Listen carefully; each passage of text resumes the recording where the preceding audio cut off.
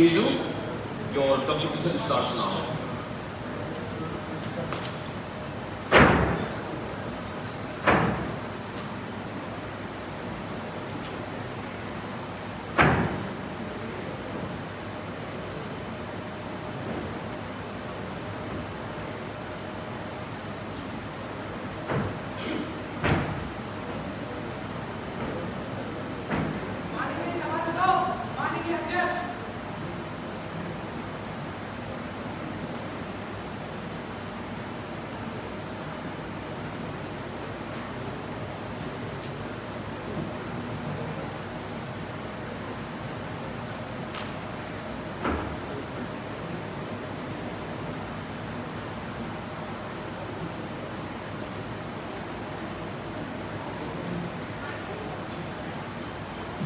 माननीय सांसदगण, 33वें युवा सांसद के मॉनसून सत्र में आप सभी का हार्दिक स्वागत है। आज हम लोग यहाँ 1 महीने के पश्चात मिल रहे हैं। कई नवीन सदस्य भी उपचुनावों के माध्यम से निर्वाचित हुए हैं। महासचिव, कृपया इनकी शपथ ग्रहण अथवा प्रतिज्ञान करवाएं। जी महोदया, सुश्री मासूम हजारिका, जो कि महाराष्ट्र के वर्धा संसदीय क्षेत्र से निर्वाचित हुई है, अब शपथ ग्रहण अथवा प्रतिज्ञान करेंगी।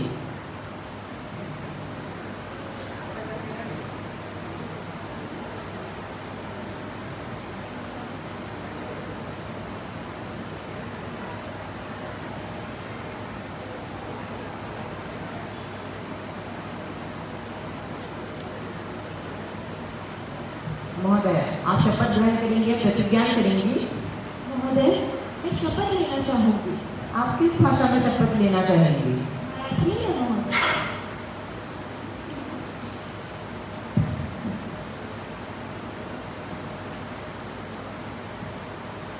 मी मासूम हजारिका, युवक, सांसदेय लोकसभेची सदस्य, महसूल निवडणूक आली आहे। मी देवाला साक्ष ठेवून शपथ घेते की कयाने स्थापित केलेले भारतीय माझा विश्वास आणि निष्ठा आहे। मी देशाचे सार्वभौमित्व आणि एकता अबाधित ठेवेन आणि मी जे पण स्वीकारणार आहे त्याचे कर्तव्य निष्ठेने पार पाडेन।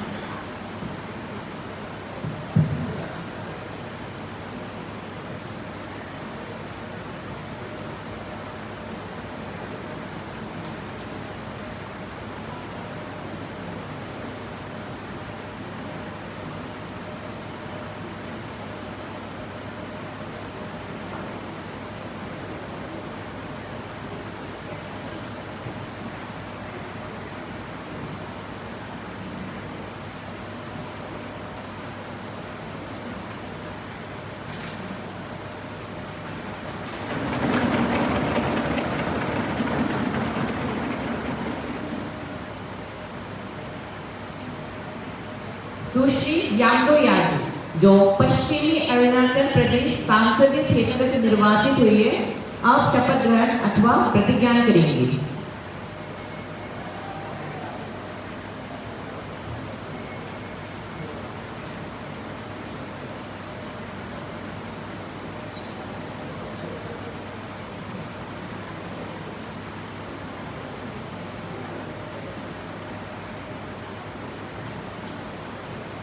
Ma'am, would you like to take oath or affirmation? Sir, I would like to take affirmation. In which language do you like to take the affirmation? In English, sir.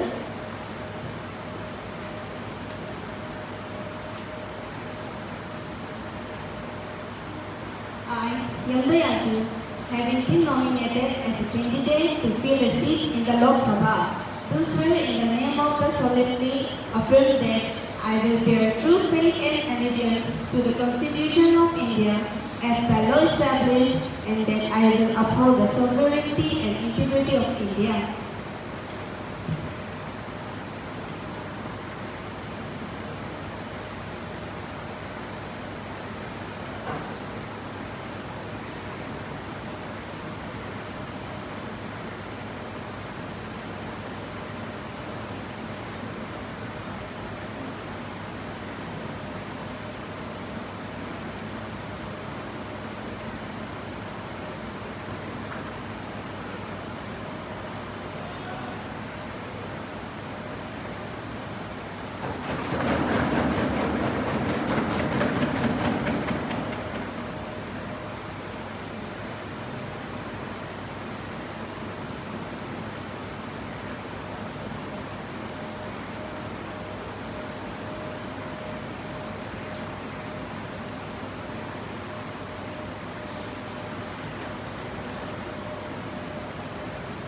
माननीय सदस्यगण, चूंकि हम यहाँ 1 महीने के पश्चात मिल रहे हैं, मेरा यह दुखद कर्तव्य है कि मैं सदन के श्री कनिष्ठ देवनाथ, जो दुर्गापुर संसदीय क्षेत्र से सदस्य थे, उनके निधन की औपचारिक सूचना दूं। श्री कनिष्ठ देवनाथ एक कुशल राजनीतिज्ञ और उच्च कोटि वक्ता थे। वह 2014 से 2019 तक सदन के सदस्य थे। उन्होंने अपने तथात्मक संवादों और ओजस्वी भाषणों से सदन को जीवंत बनाए रखा। उनका निधन सदन के लिए भारी नुकसान है।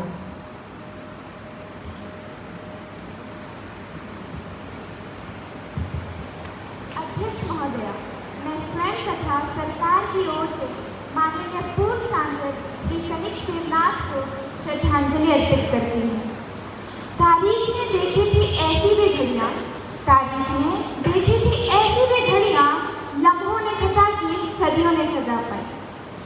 महोदया, श्री कनिष्ठ देवनाथ का जन्म 26 जुलाई 1956 में खड़गपुर के एक गरीब परिवार में हुआ था। वे कानून के अच्छे जानकार थे। मैंने अपने पूरे राजनीतिक जीवन में व्यक्तित्व का इतना धनी राजनीतिज्ञ बहुत कम देखे हैं। विभिन्न संशोधन विधेयकों पर उनकी परिचर्चा, सदन में उनके परिहासात्मक संवाद, पक्ष या विपक्ष, जहाँ भी वे रहे, उनके अवदानों को सदन हमेशा याद रखेगा।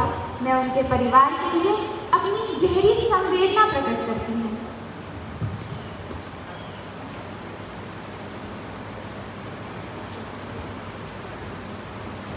महोदया, मैं आप एक सदन के नेता द्वारा अर्पित की गई श्रद्धांजलि में खुद को संयोजित करता हूँ। कनिष्ठ देवनाथ के साथ एक साथी के तौर पर कार्य करने का मेरा बहुत ही गहरा अनुभव रहा है। वे एक साफ दिल व नेक इंसान थे। उन्होंने अपने जीवन में जितनी भी दुश्वारियाँ देखी, वे इतना ही सरल, सहज व मानवीय होते गए।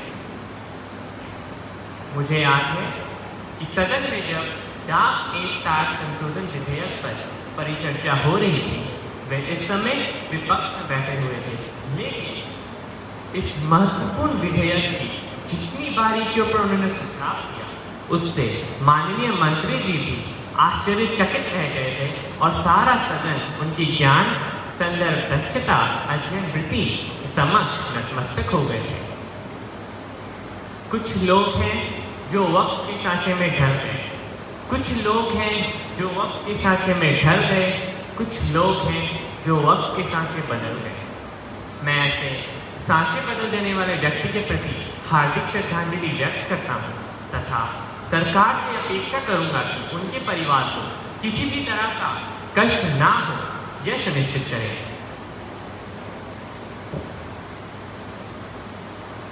अब सभी सदस्यगण अपना गहरा शोक प्रकट करने के लिए कुछ क्षण मौन खड़े होंगे।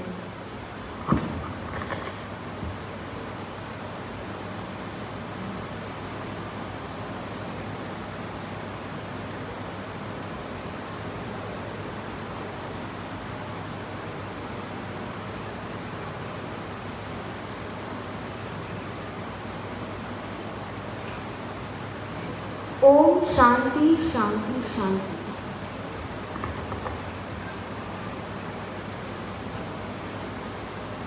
महासचिव शोक संतप्त परिवार को संवेदना संदेश भेजिए। जी महोदया। Now Prime Minister will introduce the new ministers. Honorable Speaker Ma'am, I feel immense pleasure in introducing to you and through you, my dear colleagues of the House, the new ministers. And the new ministers are Minister of Urban Development, Mr. Harsh Kumar Singh, current MP, Shimla, Himachal Pradesh.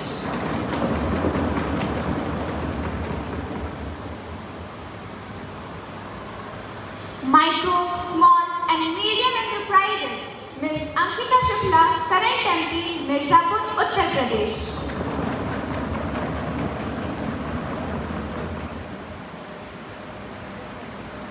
Now we will proceed with question hour. Question number 101, Ms. Neha Kumari. अध्यक्ष महोदय, क्या माननीय शिक्षा मंत्री यह बताने का कष्ट करेंगे नई शिक्षा नीति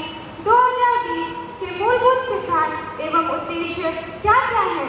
नई शिक्षा नीति 2020 हमारे केंद्रीय विद्यालय संगठन के प्रवेश प्रक्रिया को किस प्रकार प्रभावित करेगी? धन्यवाद महोदय।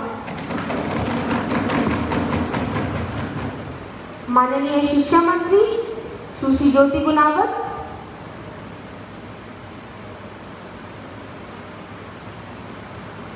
अध्यक्ष महोदया, नई शिक्षा नीति 2020 भारत सरकार की महत्वाकांक्षी योजना है, जिसके मूलभूत सिद्धांत निम्नलिखित हैं। प्रत्येक बालक बालिका की विशिष्ट क्षमताओं की स्वीकृति एवं उनके विकास हेतु प्रयास करना, तकनीकी के यथासंभव उपयोग पर विशेष बल, नैतिक मानव मूल्यों पर विशेष बल।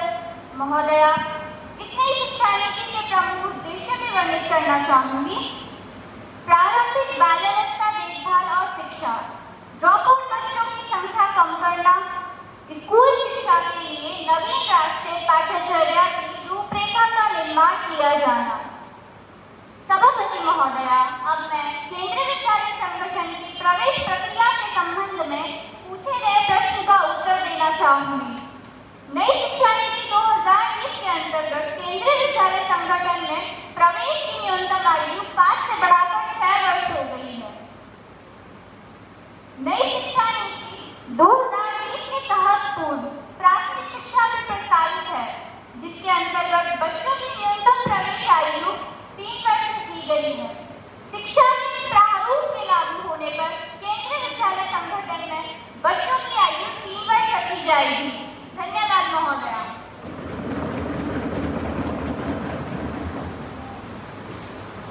Supplementary question, Ms. Nyai. Honorable Speaker Madam, my question is to Minister of Education what is the standard teacher-student ratio in NEP National Education Policy 2020? Thank you.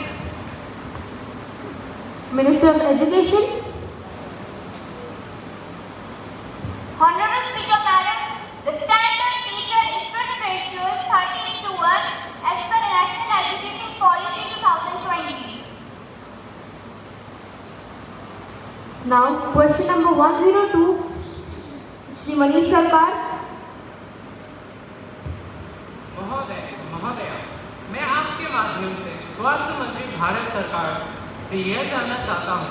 पहला, कोरोना बीमारी से बचाव हेतु हो रहे टीकाकरण के अंतर्गत कितने प्रतिशत भारतीयों को टीका की दोनों डोज दी जा चुकी है? दूसरा, 15 वर्ष से कम आयु के बच्चों के लिए टीकाकरण की क्या व्यवस्था की गई है? धन्यवाद महोदया। स्वास्थ्य मंत्री सुश्री शिल्पी नाथ। माननीय सभापति महोदया, मैं आपके माध्यम से सदन को सूचित करना चाहती हूँ कि कोरोना वायरस से बचाव हेतु भारत सरकार ने अत्यंत सफलतापूर्वक टीकाकरण अभियान चलाया है, जिसके अंतर्गत लगभग 67% भारतीयों को कोरोना वैक्सीन की दोनों डोजें दी जा चुकी है। साथ ही साथ भारत सरकार ने 100 करोड़ लोगों के टीकाकरण का अद्भुत आंकड़ा छुआ है, जो हम सब भारतवासियों के लिए अत्यंत गर्व का विषय है। महोदया, प्रश्न संख्या 2 के उत्तर में मैं मेरे प्रिय विपक्षी भाई को ये सूचित कर देना चाहती हूँ कि 15 वर्ष से छोटे बच्चों के लिए कोर्बेवैक्स नामक टीका स्वास्थ्य विभाग द्वारा अनुमान्य किया गया है, जिसकी खुराक 28 दिन के अंतराल में बच्चों द्वारा 2 बार ली जा सकती है। साथ ही साथ भारत सरकार फाइजर नामक एक विदेशी कंपनी के भी संपर्क में है और वो जल्दी हम भारतीय बच्चों के लिए टीकाकरण अभियान प्रारंभ करेंगे। धन्यवाद। पूरक प्रश्न श्री प्रांजल नाथ।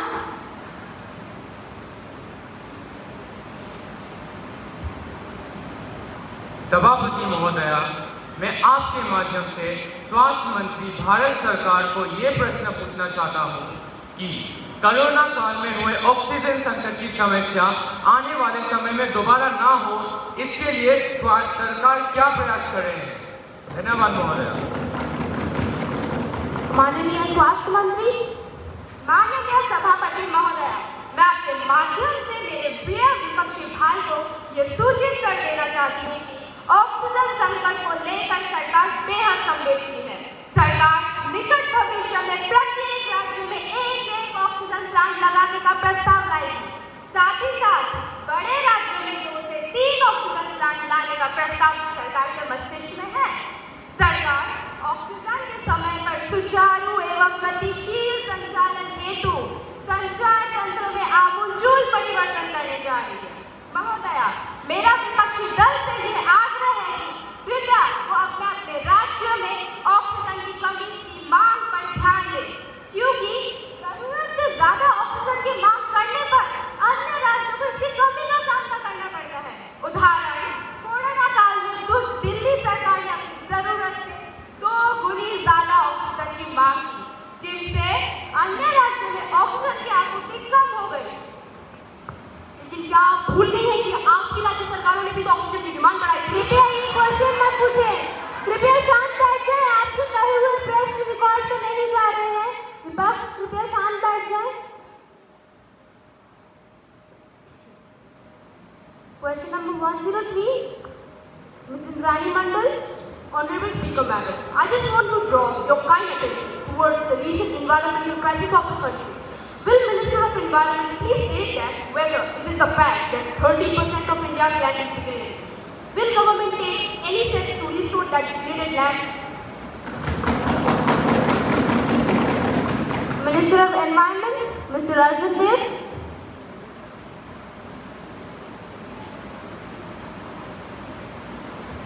Respected Speaker Madam, I would like to let the House know that recently the degradation of land is very high and is approximately 30% of the total land. The government has taken the following steps to check the degradation of land. Number 1, government is carrying forward a lot of programs on afforestation. Number 2, farmers should also follow leave land enough practice and try to achieve rotational land farming system. Number 3, government is also in favor of curbing industrial farming and in a way to adopt beneficial method of agriculture. Thank you. Speaker Madam, I want to ask a supplementary question. Ms. Rishi, please sit down. Due to lack of time, I can't allow you. Ms. Rishi, please sit down. Please follow the orders. अब महासचिव युवा सांसद की राज्यसभा द्वारा प्राप्त संदेश को पढ़ें। सभापति महोदया, मुझे युवा संसद के राज्यसभा के महासचिव से प्राप्त निम्नलिखित संदेश की सूचना देनी।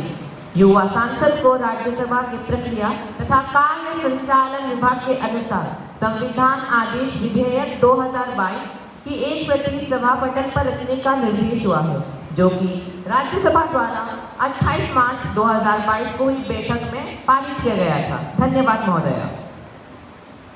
महासचिव राज्यसभा द्वारा पारित किए गए विधेयक की प्रति सभा पटल पर रखें।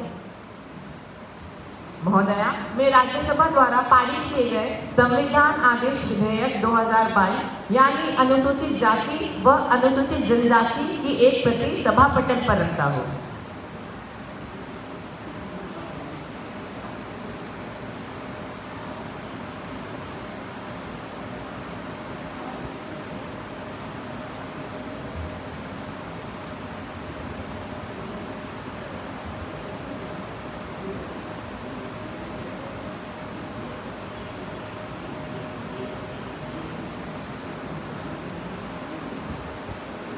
अब हम शून्यकाल के अंतर्गत नियम 193 अल्पावधि चर्चा और उसके अधीन उठाए जाने वाले अत्यंत लोक महत्व के मामलों पर सदन में बहस करेंगे।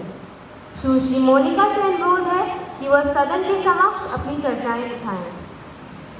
Honorable Speaker Madam, I would like to draw the kind attention of the House towards the newly launched Agnipat scheme. As we all can see, a lot of lateness in several dimensions of the scheme described in the following point. Number 1, Agnipat scheme provides a time period of 4 years. It is a very less time period for a candidate of 17 years. Number 2, Agnipat schemes provide a less amount of salary, in which it will be difficult to foster his family. Number 3, government did not provide any kind of pensions to our soldiers required under Agnipat scheme. Madam, I would like to know the government views on these highly sensitive issues. Thank you, Madam. Minister of Defence, Ms. Whelan, please reply. Honorable Speaker, Madam, through you, I'd like to inform my dear friend of the opposition that Agnipath is a very eminent scheme of the government that is designed as per the needs of the day-to-day situation of the country. Regarding the first query, I'd like to inform that the average age of Indian men serving in the army is approximately 33 to 34 years. This age period is quite difficult for a person serving cold areas of the country like Leh, Ladakh and mountain areas, for example, the northeast states. As we face these issues during the Kargil war, by following the process of the Agnipath scheme, very soon, in the upcoming 10 to 15 years, we will be able to reduce the average age from 33 to 27 years. During these 4 years of job, government is planning to provide them with an education that will help them inculcate their skills in life. Regarding the second question, I'd like to highlight, if we talk about the salary, 21,000 rupees per month will be given to Agnipaths as salary, while 9,000 will be deducted per month. कृपया उन्हें बोलने दिया जाए। विपक्ष, पहले उन्हें बोलने दिया जाए, बात पूरी करने दें उन्हें। कृपया शांत बैठ जाएं। At the end of 4 years of service,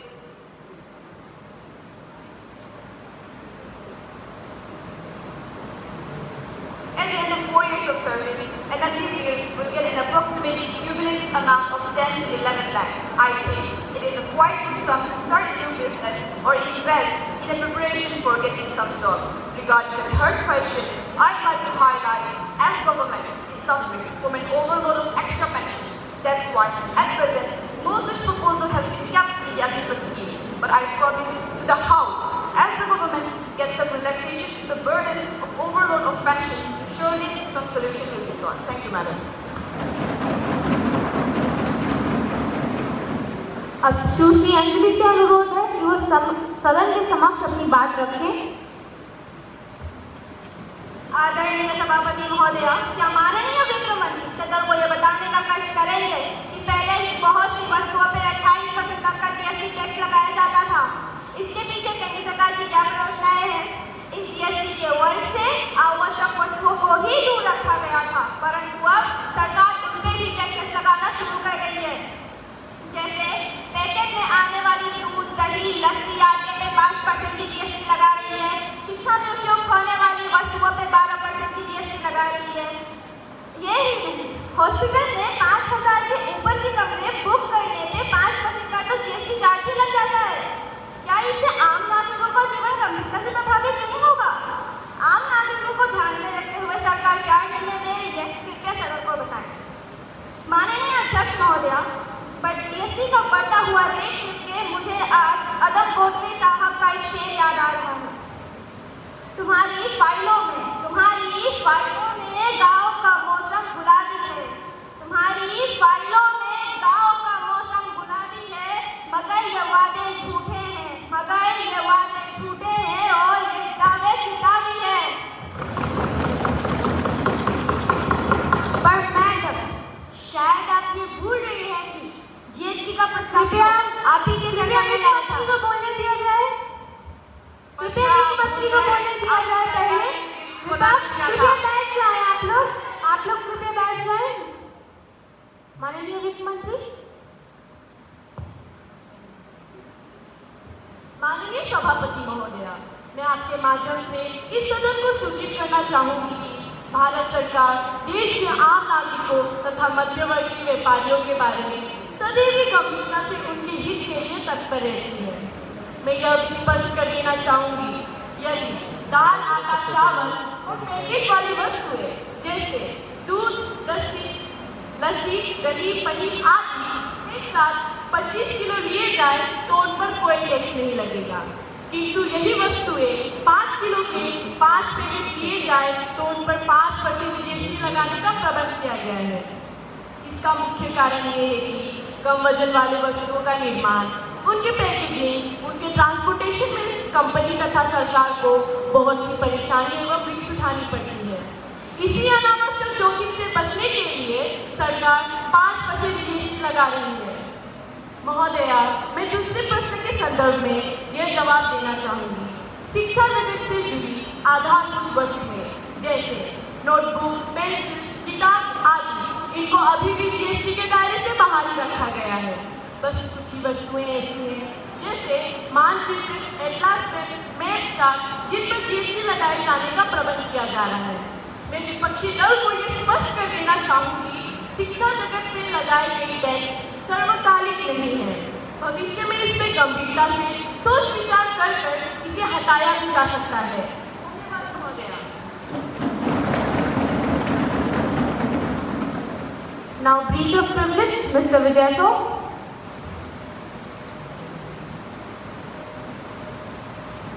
Honorable Speaker Madam, a serious breach of privilege has been committed by journalists in newspaper and while commenting using derogatory language and baseless remarks against our party leaders. All these attributed dishonest motives about the integrity of the entire political class and all the members of the parliament. Madam, therefore, I humbly request you to please allow me to raise a question on this matter right now. Mr. Vijayaso, have you given a notice of it earlier? You may submit a due notice with a copy of newspaper cutting and the statement made by the journalist is recorded. You cannot spring on me like this.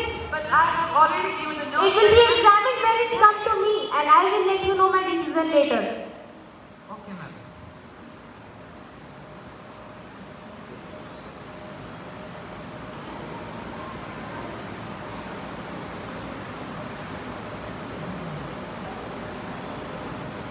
Honorable members, now I have to make an announcement that we are going to welcome our foreign delegates. I have a great pleasure in extending our warm welcome to His Excellency Mr. Hagen Niebo, Minister of Majlis-e-Shuara, Ms. Sridhara Tamam and Ms. Tamanna Tamam, members of Majlis-e-Shuara. These are the members of Persian parliamentary delegation who are on the visit of India. This is a very high-powered delegation who reached Delhi on 11 July 2022. We wish them a happy and fruitful stay in our country, and we also convey our warm feelings and very best wishes to them, to their President, Prime Minister, government and the very friendly people of Iran.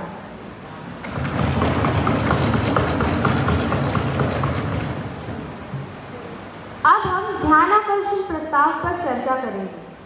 Shri सोहम सांसद प्रतिपक्ष प्रधानमंत्री महोदया का ध्यान आकर्षित करें।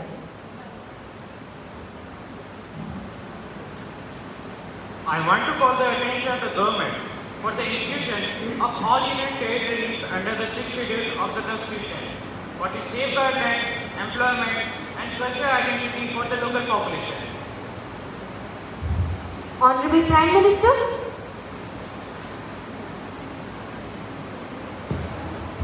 Speaker Ma'am, notably, no region outside the Northeast has been included in the 6th schedule. In fact, even in Manipur, which has predominantly tribal population in some areas, is not a part of 6th schedule. The autonomous councils are not included in the 6th schedule. UT's inclusion in the 6th schedule would be very difficult. The constitution is very clear. For the tribal areas in rest of the country, there is the 5th schedule. Mr. Soham, However, government can bring a bill to amend the Constitution for this purpose. May I ask Honorable Prime Minister for a change by a good majority, say a two-third majority. Thank you, madam. Ms. Prime Minister, Speaker Madam, it can be changed. Therefore, I most respectfully request all the members of the House to agree on the formation of an intelligent committee to let go in the areas of duties and see things by themselves. Speak to the people of duties, gain personal knowledge about them and importance and need of 6th schedule in their areas. To keep the frontier areas safe, these people must be kept in a satisfied condition. If you want to win them, you will have to create a feeling of friendliness and unity among them, so that they may not feel like their ways of living or culture has been abolished and another kind of culture or ways of living has been put upon them by force. That is why I think the best way to satisfy the people of UP is to give them certain measures of self-governance so that they may develop themselves according to their own geniuses and according to their own culture. Thank you, madam. अब सदन विधेयकों पर विचार करेगा। माननीय कृषि मंत्री सुश्री संजना चंदा। माननीय सभापति महोदय, आपकी अनुमति के साथ इस सदन के समक्ष अपने देश के कृषि भाइयों के हित में 2 कृषि विधेयकों को लेकर प्रस्तुत हुई। महोदय, ये दोनों ही नए कृषि विधेयक हैं। Resolution is delayed regarding the 2 bills related to the agriculture sector. महोदय, मेरा पहला कृषि विधेयक कृषि उत्पादन व्यापार एवं वाणिज्य संवर्धन एवं सुविधा विधेयक 2022। महोदय, इस विधेयक के मुख्य बिंदु कुछ इस प्रकार हैं। पहला, आप किसान अपनी फसलों को मनचाही जगह पर बेच सकते हैं, अर्थात आप किसान को एपीएमसी मार्केट के दायरे पर निर्भर नहीं रहना पड़ेगा। अब वो एपीएमसी मार्केट के दायरे के बाहर जाकर भी अपनी फसलों को बेच सकते हैं। इसी के साथ मेरा दूसरा बिंदु ये है कि आप किसान अपनी फसलें किसी दूसरे राज्य जाकर बेच या खरीद सकते हैं, जिससे उनकी फसलों की बिक्री दूसरी जगह पर होगी, उनकी कमाई बढ़ेगी और ये पूरी प्रक्रिया कर मुक्त होगी। उन्हें इसके लिए कोई भी कर नहीं देना पड़ेगा। इसी के साथ साथ मैं इस विधेयक के प्रस्तुत करते हुए मैं अपना तीसरा बिंदु प्रस्तुत करना चाहूँगी, जो ये है कि आप किसान अपनी फसलों को ऑनलाइन भी बेच सकते हैं। ऑनलाइन बेचने पर उन्हें अपनी फसलों के लिए मनपसंदीदा कीमत मिलेगी। महोदया, मैं बहुत खुश हूँ कि ये मेरा पहला विधेयक है, क्योंकि ये किसानों को ध्यान में रखकर बनाया गया है। इसी के साथ मैं अपना दूसरा विधेयक भी प्रस्तुत करना चाहूँ, जो है कृषि कीमत आश्वासन एवं कृषि सेवा कारक विधेयक 2022।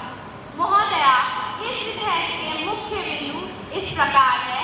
पहला, जैसे कि आप सभी को पता है कि देश में कॉन्ट्रैक्ट फार्मिंग को बढ़ावा दिया जा रहा है, जिसके अंतर्गत अब जो व्यापारी वर्ग है वो सीधे किसान वर्ग से जाकर उनकी फसलों की उत्पादन एवं फसलों की खरीदी के लिए बातचीत कर सकता है।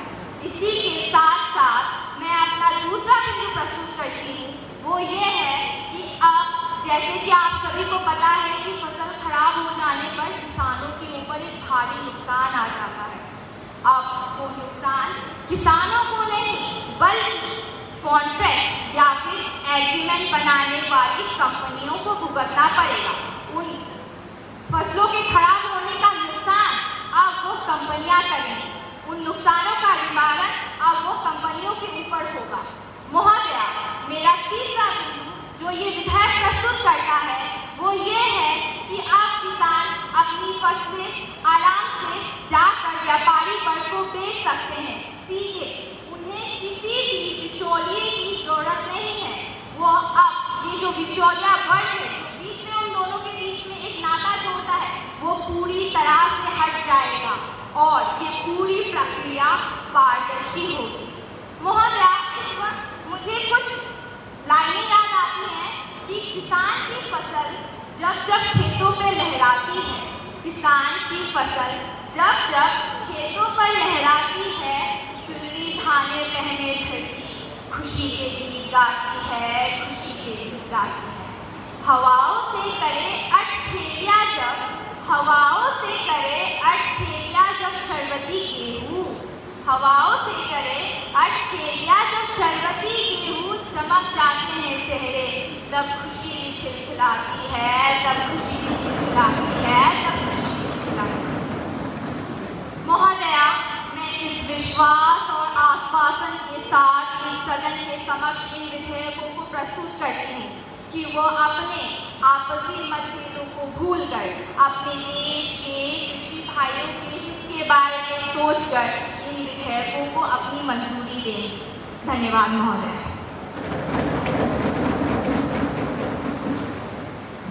अब सदन माननीय कृषि मंत्री द्वारा प्रस्तुत किए गए विधेयकों पर विचार करेगा। मैं सभी सम्मानित सदस्यों से अनुरोध करती हूँ कि अपनी बात रखें। Mister Tamil. Respected Speaker Ma'am, farmers and businessmen are in suspicion that due to Farmer Produce Trade and Commerce Bill 2020, APMC market will be abolished as there will be no tax imposed on the farmers for selling their crops outside. While in APMC there are several types of market tax imposed on market tax and sales imposed on different types of agricultural products, which are the source of